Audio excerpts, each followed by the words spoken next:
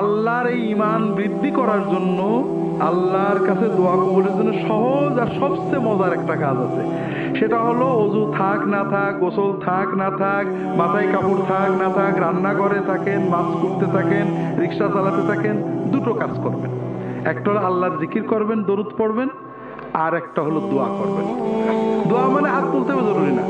যখন কোনো মুসলমান নারী অথবা পুরুষ হাত উঠাক অথবা না উঠাক, মাছ কোটে, রিক্সা ধরে আছে, অজু থাক অথবা না থাক, মাথায় কাপড় থাক অথবা না থাক, যখন আল্লাহর সাথে কথা বলে, আল্লাহ আমার এইটা দাও, আল্লাহ আমার সেইটা দাও, যতক্ষণ কথা বলে ততক্ষণ একটা ফরজ ইবাদত করার মতো একটা ইবাদতের সওয়াব তার আমলনামায় লেখা হবে।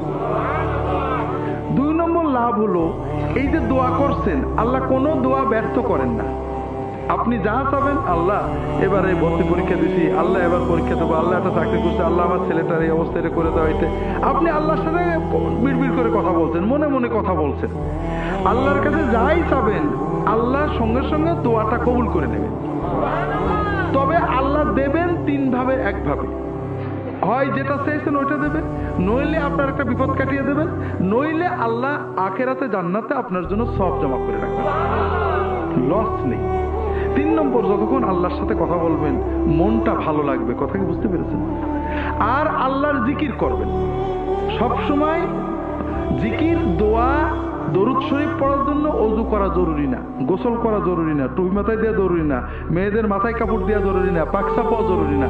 এগুলো সকল অবস্থায় করা যায়। কথা বুঝতে পেরেছেন? এতে ঈমান মজবুত হয়, আল্লাহর দিকে মন যায়, দোয়া কবুল হওয়ার মতো পরিবেশ তৈরি হয়। কথা কি বুঝতে পেরেছেন? কাজেই প্রত্যেকেই নিজের মতো দোয়া করবেন, সবসময় দোয়া করবেন, আল্লাহর কাছে চাইতে কৃপণতা করবেন না, আল্লাহ চাইলে দেন।